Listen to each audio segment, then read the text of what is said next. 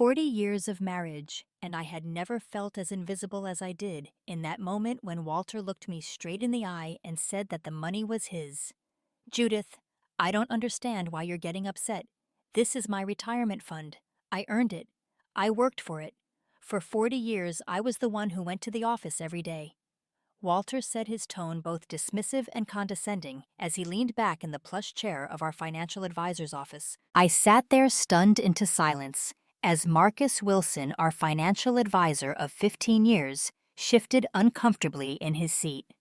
The three of us were discussing retirement plans, specifically what to do with the substantial nest egg Walter had accumulated over his career as a pharmaceutical executive.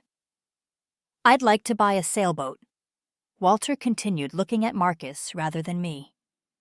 "And I've been eyeing a beachfront property in Naples. The market there is prime for investment." "Walter," I finally found my voice. "We never discussed a house in Florida. I thought we were going to use that money to travel to visit the kids and grandkids, maybe renovate the kitchen, like we talked about for years." Walter waved his hand dismissively. "That's small thinking, Judith. This is my retirement. I worked hard for decades to reach this point. I should be able to enjoy it how I want." "Your retirement." I repeated the words, feeling like stones in my mouth. "What about our retirement? What about my input?" Walter turned to me with a look of genuine confusion, as if I'd asked why the sky isn't green. "What do you mean you didn't put money into these accounts? Your name isn't even on most of them. I set these up through my employer." The casual cruelty of his words felt like a physical blow. I looked to Marcus, hoping for some support, some acknowledgement of the absurdity of what was happening, but he was studiously examining the papers in front of him, avoiding my gaze. "I think," Marcus finally said, clearing his throat, "that this might be a conversation best continued at home. There are multiple options for how to allocate these funds, and clearly you both have different priorities to consider." The drive home was silent. Walter switched on sports radio, effectively shutting down any attempt at conversation. I stared out the window at the familiar streets of Northbrook, the affluent Chicago suburb we'd called home for 35 years. The tree-lined avenues and stately homes had always represented security to me. Now I wondered if any of it had ever truly been mine. I met Walter Reynolds during my final year of nursing school. I was 24, ambitious, and already accepted into a physician assistant program, a stepping stone toward my dream of eventually becoming a doctor. Walter was 26, handsome, driven, and already establishing himself in the pharmaceutical industry. We fell in love quickly, married within a year, and soon found ourselves expecting our first child. Emily. "We'll figure it out together," Walter had said when I expressed concern about balancing school. "A new baby and our finances. We're a team, Judy. What's mine is yours." But the reality of a colicky newborn Walter's demanding work schedule and the rigors of the PA program soon made it clear that something had to give. After agonizing deliberation, I deferred my admission. "It's just temporary," I told myself, rocking Emily in the middle of the night, "just until she's a little older." Then Michael came along 2 years later, and Sarah 3 years after that. The temporary pause stretched into years, then decades. Walter's career flourished. Promotions, raises, relocations for better opportunities. Each time I packed up our home, found new schools for the children, established new routines, and rebuilt our social network. I still remember the day Walter came home with news of his biggest promotion, yet to Senior Vice President of North American Operations. "This is it, Judy," he said, twirling me around our kitchen. "All our sacrifices are paying off. The kids will have college funds. We'll have a comfortable retirement, everything we've worked for." I smiled and celebrated with him, pushing down the small voice that whispered, "Everything he worked for. What about what you gave up?" But I silenced that voice, focusing instead on my children's achievements, on the beautiful home we'd built, on the community. Work that gave me purpose. I became the perfect corporate wife, hosting dinner parties for Walter's colleagues, volunteering for the right charities, maintaining the household. So Walter never had to worry about anything except his job. I was the one who nursed the children through illnesses, helped with science projects, and college applications, and organized family holidays. I was also the one who cared for Walter's parents in their final years, moving them into our guest house when his father's dementia made independent living impossible. For 4 decades, I was the invisible infrastructure that made Walter's success possible. Yet somehow, sitting in Marcus Wilson's office that day, all that labor, all that support, all that sacrifice had vanished into thin air, unseen, unacknowledged, and apparently without value. The tension that began in that financial meeting grew. In the following weeks, Walter proceeded with his plans as if our disagreement had never happened. He scheduled viewings of sailboats, contacted realtors in Florida, and began liquidating certain investments without consulting me. One morning, I discovered a bank statement for an account I'd never seen before. Walter had transferred $200,000, nearly a quarter of our liquid savings, into this new account, with only his name on it. "It's just easier this way," he said when confronted. "You've never been good with money, Judy. Remember that time you invested in your sister's catering business and it went bankrupt? Or the ridiculous amount you spent redecorating the living room in 2010. I stared at him in disbelief. That catering business was 27 years ago, and I lost $5,000 of money that I'd earned from part-time nursing shifts, by the way, and the living room renovation was your idea after you got made senior VP. Well, either way, he shrugged, it just makes sense for me to handle the finances. I always have. That night I lay awake beside Walter, listening to his steady breathing, and realized with terrifying clarity that the man I'd devoted my life to saw me as nothing more than an accessory to his success, useful when needed, but without any claim to the fruits of our shared life. I thought back to the countless nights I'd stayed up with sick children while Walter slept undisturbed because he had an important meeting the next day. The career opportunities I'd passed up to follow him to new cities. The years I'd spent caring for his parents, including the particularly difficult final year with his father, when I was essentially providing round-the-clock nursing care while Walter traveled for business. I remembered the crushing disappointment when I'd considered going back to school after Sarah started kindergarten, only to have Walter point out that his new position would require extensive entertaining at home, which he couldn't possibly manage without me. How had I never seen it before? The patterns were there all along. Small comments about his money decisions, presented as fait accompli rather than topics for discussion. The way financial conversations would suddenly become technical when I tried to participate. The next morning, I called our daughter Emily. As a successful attorney specializing in family law, she would understand the legal implications of what was happening. "Mom, is everything okay? You never call this early." Emily's concerned voice came through the phone. "I need your advice professionally," I said, keeping my voice low, though Walter had already left for his golf game. "But I need you to keep this conversation completely confidential." 20 minutes later, after explaining the situation, I waited for Emily's response. The silence stretched so long I wondered if we'd been disconnected. "Mom," she finally said, her voice tight with controlled anger.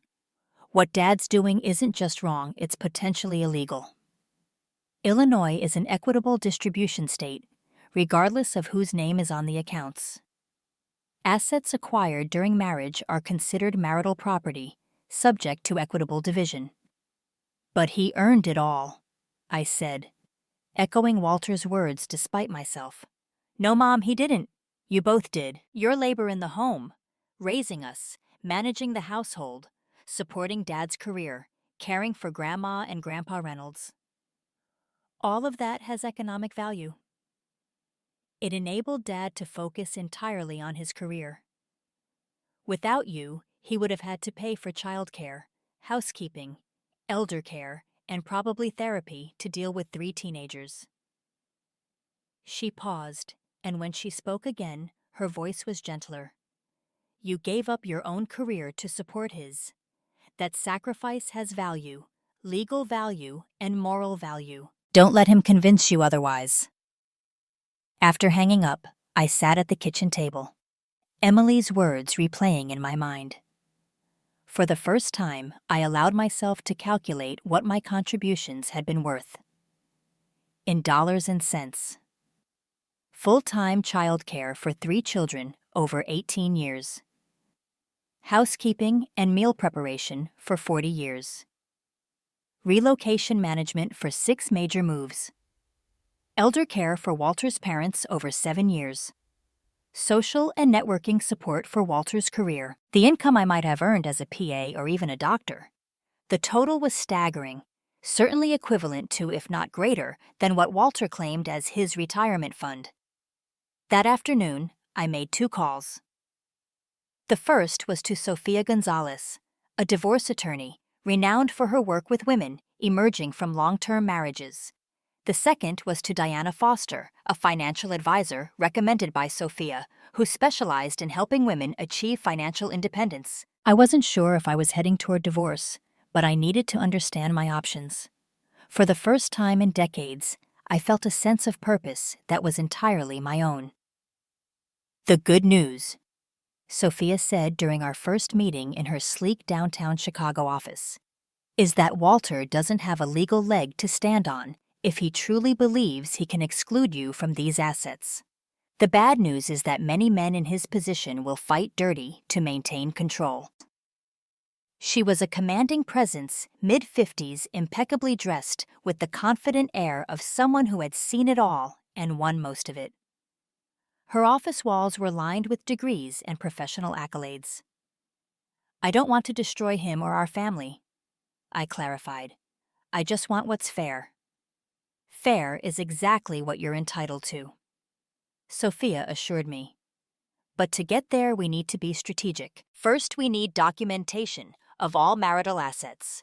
Bank accounts, investment portfolios, retirement funds, real estate, everything. Then we need to establish the timeline and extent of your contributions to the marriage. Over the next several weeks, I became a detective in my own life. While Walter was busy with his retirement hobbies and Florida property hunt, I meticulously gathered financial records, photographed valuable items in our home, and documented the history of our major financial decisions. Diana Foster helped me understand our complicated portfolio of investments and retirement accounts, translating financial jargon into plain English and showing me how to track fund movements and valuations. You're not financially illiterate, Judith, Diana observed after our third meeting. You're just uninformed because you've been deliberately kept that way. There's a big difference. Simultaneously, I joined a support group for women in similar situations, meeting weekly at a community center in neighboring Evanston, listening to their stories. Women who had supported husbands through medical school only to be discarded for younger partners. Women who discovered hidden gambling debts or second families. Women who had been slowly isolated from financial decisions over decades. I realized my situation was far from unique. They count on our shame, said Grace, a 70-year-old former teacher whose husband had transferred their life savings to his younger girlfriend. They expect us to be too embarrassed to fight back to admit we let this happen. We didn't let anything happen, countered Marilyn, a soft-spoken woman who had recently won a significant settlement from her ex-husband. We trusted people who betrayed that trust. That's on them, not us. Their words resonated deeply. I hadn't let Walter exclude me from our financial life. He had systematically done so while benefiting from my contributions. The shame wasn't mine to carry. With each passing day, I grew more confident, more determined, and ironically more independent than I had been in decades. I opened my own bank account, something I hadn't had since early in our marriage, and began transferring small amounts from our joint checking account into it. Just enough for legal fees and financial consultations, nothing that would alert Walter to my preparations. The most difficult part was maintaining normalcy at home. Walter noticed nothing amiss, which was both a relief and a painful confirmation of how little attention he paid to my inner life. We continued our routines: dinner together most nights, social engagements with friends, weekend visits from our children and grandchildren. Sarah, our youngest, was the first to sense something was wrong. During a Sunday dinner while Walter was showing Michael plans for his dream sailboat, she cornered me in the kitchen. "Mom, are you okay? You seem different," she said, helping me plate the dessert. "I'm just doing some thinking about the future," I replied carefully. Sarah studied me, her perceptive eyes, so like Walter's in color, but with a depth of empathy he had never possessed. "Is this about Dad's retirement plans? I heard him talking about Florida. I thought you always wanted to stay close to us, and the grandkids." The simple acknowledgement that my preferences mattered, that someone had noticed them, nearly broke my composure. I hugged her quickly, blinking back tears. "It's complicated, sweetheart. Your father and I are just figuring things out." "Well, whatever happens, I'm here for you, we all are," she said, squeezing my hand. Later that night, after everyone had gone, I sat alone on our back porch watching fireflies illuminate the summer darkness. Sarah's words echoed in my mind. "Whatever happens, I'm here for you." For so long, I had been there for everyone else: Walter, the children, Walter's parents, our community. The idea that now at 65 I might need to lean on others was both humbling and strangely liberating. I wasn't alone in this fight, even if Walter didn't yet know it was a fight at all. The confrontation came sooner than I had planned. 3 months after that fateful meeting with Marcus Wilson, Walter announced over breakfast that he had made an offer on a beachfront property in Naples. "You did what?" I set down my coffee cup so hard that the dark liquid sloshed onto our antique oak table, a wedding gift from my parents. Now long gone. "It's a great investment, Judy. 3 bedrooms, private beach access, a boat slip. We got it for just under $2 million. Practically a steal in that neighborhood. $2 million. Without discussing it with me." My voice rose despite my efforts to stay calm. "Walter, that's almost half of our total retirement savings." And he looked genuinely perplexed by my reaction. "It's a solid investment. The property values in that area are only going up." "That's not the point. The point is that we're supposed to make these decisions together. We're partners, Walter. Or at least I thought we were." Walter's expression hardened. "I don't remember you asking for my input when you renovated the guest bathroom last year." "That was $12,000, not $2 million. And I did ask you, you said, and I quote, 'Do whatever you want, just don't bother me with the details.'" "Look." Walter sighed with exaggerated patience. "I've spent my entire career making sound financial decisions. That's why we have this money in the first place. If I'd waited for committee approval on every business decision, we wouldn't be in the position to even consider a place like this." "Committee approval," I repeated incredulously. "Is that how you see me? As a committee that slows you down?" "You know what I mean?" He backpedaled slightly. "It's just that you've never been involved in the big financial decisions. Why start now?" "Because it's our life, Walter, our retirement, our money." "There you go again with this 'our money' thing," he snapped. Patience evaporating, I earned it. "Judith, me, not you. If you wanted equal say in the finances, maybe you should have had an actual career instead of playing house for 40 years. The room seemed to grow very quiet, though I could hear blood rushing in my ears. In that moment, decades of suppressed anger crystallized into cold clarity. "Playing house." I repeated, my voice deadly, calm. "Is that what you think I've been doing for 40 years? Playing." Walter must have sensed he'd crossed a line because he attempted a retreat. "You know I didn't mean it like that. You did a wonderful job with the kids in the house. I just meant—" "I know exactly what you meant." I cut him off, and now I know exactly what I need to do. I walked to the kitchen drawer where I kept important papers and pulled out a business card. I slid it across the table to Walter. "What's this?" he asked, picking it up and squinting at it. "Sophia Gonzalez, my attorney. Her office has all our financial records documentation of my contributions to this marriage and statements from our children about my role in enabling your career." She'll be contacting Victor Harrington this afternoon. Walter's face drained of color. Victor had been his golf buddy and personal attorney for 20 years. You're suing me, filing for divorce. I haven't decided yet. I said honestly, but I am asserting my legal right to half of our marital assets. If you want to buy a house in Florida with your half, that's your business. But you don't get to make unilateral decisions about our money anymore. This is ridiculous.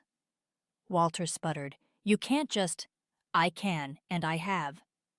I interrupted. I've spent 3 months educating myself about our finances, consulting experts, and preparing for exactly this moment. You kept me in the dark for years. Walter, counting on my ignorance and trust. That ends today. I walked out of the kitchen, leaving him staring at Sophia's business card. My hands were shaking, but my resolve was ironclad. For the first time in our marriage, I had set the terms of engagement. The following weeks were a blur of legal meetings, financial disclosures, and tense negotiations. Walter initially tried to dispute my claims, arguing that his contributions were more valuable because they were financial. Victor Harrington, to his credit, quickly made it clear that this was a losing strategy. The courts don't see it that way. Walt, I overheard Victor telling him before one of our mediation sessions, homemaking and childcare are considered equal contributions to the marriage. And frankly, with 3 high-achieving adult children who'll testify to their mother's role in their success, you don't want this going to trial. The turning point came when Emily, Michael, and Sarah requested a family meeting without lawyers present. Walter agreed, perhaps hoping our children would talk sense into me. We gathered in our living room one Sunday afternoon, the scene of countless family celebrations now transformed into something resembling a boardroom. Emily, professional, as always, in a tailored suit, despite it being the weekend, took the lead. Dad, she began, we love you and we respect everything you've done for this family, but we're deeply concerned about your treatment of Mom and your perspective on her contributions to our family. Walter shifted uncomfortably. I've always provided well for your mother, for all of you. Yes, you have, Michael acknowledged. He had his father's analytical mind, but his mother's empathy. But Mom has provided equally, just in different ways. Do you know who took me to every single swim practice at 5 a.m. for 6 years? Sarah asked. Who helped me study for medical school entrance exams? Who nursed Grandpa Reynolds through dementia while you traveled for work? That's what mothers do, Walter said defensively. No, Emily corrected firmly. That's what Mom did by choice to support you and us. She gave up her own career goals. Do you know she was accepted to PA school when she got pregnant with me? That she could have pursued medical school eventually. She chose all of us, over her own ambitions. Walter looked genuinely surprised. She never said, because she didn't resent it. Michael interjected. Until now, when you've essentially told her that her life's work has no value. For the first time since this conflict began, I saw uncertainty in Walter's eyes, not just about the legal battle ahead, but about the righteousness of his position. I never meant to imply her work wasn't valuable, he said quietly. But you did, Sarah replied. When you said the money was yours, because you earned it, you erased 4 decades of Mom's labor that made your career possible. The conversation continued for hours with our children calmly but firmly dismantling Walter's perspective. They shared memories of my sacrifices, pointed out instances where my support had directly enabled Walter's success, and gently but inexorably shifted the narrative. By the end, Walter looked exhausted and chastened. I need some time to think, he said finally, and to talk to Judith alone. After the children left, Walter and I sat in silence for several long minutes. The grandfather clock in the hallway, a wedding gift from my grandparents, ticked steadily, marking time, as it had through all our years together. I never saw it that way. Walter finally said, I always thought I was taking care of you, providing, doing what a husband is supposed to do. I know, I replied. And in many ways you did take care of me, of us. But marriage isn't supposed to be one person taking care of another. It's supposed to be a partnership. I don't want to lose you, Judy. I don't want to lose our family. Then stop trying to control everything. Recognize that my contributions, past and present, have value. Understand that I deserve equal say in our retirement, our finances, our future. Walter nodded slowly. What do you want to do about the house in Florida? I can't get the deposit back. I considered this. Let's go see it together. If we both like it, maybe we keep it. If not, we take the loss on the deposit and make the next decision together. It wasn't a full resolution, but it was a beginning, the first step toward a new kind of marriage. Or if that proved impossible, toward an equitable and dignified separation. 1 year later, I sat on the balcony of my new condo in Evanston, watching the fall leaves drift from the trees in the park across the street. The property was modest but elegant.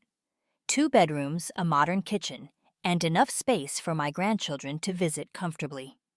Walter and I had reached a settlement without going to court. The Florida house had been sold. Neither of us truly wanted it once we saw it in person. Our marital assets had been divided equitably, with Walter keeping the family home in Northbrook and me receiving liquid assets of equal value. We were not divorced, but we were separated, living independent lives while we both figured out whether there was a new version of our relationship worth rebuilding. We still saw each other regularly at family gatherings and occasionally met for dinner to discuss practical matters or simply catch up. The greatest transformation wasn't in our living arrangements or financial situation, but in me. At 66, I had returned to school, taking courses in community health at Northwestern University. I volunteered 3 days a week at a free clinic serving undocumented immigrants, finally using my nursing skills to fulfill the medical calling. I'd deferred decades earlier. I had also become something of a reluctant advocate, speaking at community centers and women's groups about financial literacy and the economic value of unpaid labor. My story resonated with women of all ages, from young mothers making career decisions to retirees reconsidering their financial power. The greatest gift you can give yourself, I often told them, is the knowledge to make informed choices. Don't outsource your financial future to anyone, not even someone who loves you. On this particular afternoon, as I prepared to leave for my graduation ceremony, I had completed a certification in community health education. My phone rang with Walter's ringtone. "Just wanted to wish you good luck today," he said when I answered. "The kids told me it's a big day." "Thank you," I replied, surprised and touched by his remembrance. "Are you coming to the dinner afterward?" "If you want me there," he said, a note of uncertainty in his voice that would have been unimaginable. A year ago, I considered for a moment. "Yes, I think I'd like that. Emily made reservations at Campagnola for 7. "I'll be there," he promised. "And Judy, I'm proud of you. I should have said that more often over the years." After we hung up, I finished getting ready, choosing a vibrant blue dress that I'd bought specifically for the occasion. As I fastened a simple silver necklace, a graduation gift from my children, I caught my reflection in the mirror. The woman looking back at me was still recognizably Judith Reynolds, but with a confidence and self-possession that my younger self couldn't have imagined. There were more lines around my eyes, silver threading through my hair, but there was also a clarity and purpose that had been missing for too long. At the graduation ceremony, surrounded by classmates, decades younger than myself, I accepted my certificate to enthusiastic applause. In the audience, I could see Emily Michael with his wife and children, Sarah with her new fiancé, and somewhat surprisingly, Walter sitting slightly apart but undeniably present. Later at dinner, Walter raised a toast. "To Judith," he said, his voice carrying across the table, "who taught all of us that it's never too late to claim your worth. Congratulations." As glasses clinked around the table, I felt a complex swirl of emotions: pride in my accomplishment, gratitude for my family's support, and a bittersweet recognition of how long it had taken to reach this point. Walter and I might never fully repair what had broken between us. The betrayal of being told that my life's work had no value had cut too deeply, revealed too fundamental a misunderstanding of what our partnership should have been. But we had found a way forward, separate but connected through our shared history and family, each acknowledging the other's contribution to the life we had built. As for me, I had discovered something precious in the rubble of our old relationship. My own voice, my own power, my own worth, not as Walter's wife or as the children's mother, but as Judith Reynolds, a woman of value in her own right. That night back in my condo, I opened a bottle of champagne I'd been saving and poured a single glass. I carried it out to the balcony and looked up at the star-filled sky, the same stars I'd watched for decades from the backyard of our family home. To new beginnings. I whispered to the night air and to the wisdom to recognize our own worth even when others don't. The path ahead was uncharted territory, a life I was designing for myself. By myself, but not by myself. I had my children, my grandchildren, my new colleagues and friends. I had my health, my intelligence, my newly discovered financial independence, and I had the profound satisfaction of knowing that I had not accepted invisibility when it was thrust upon me. Instead, I had stood my ground, claimed my due, and in the process discovered a whole new way of being in the world. Not bad for a woman who just 1 year earlier had been told she had contributed nothing of value to her 4-decade marriage. As it turned out, I had contributed everything, including in the end, the courage to walk away from a version of my life that no longer served me, and that perhaps was the most valuable contribution of all.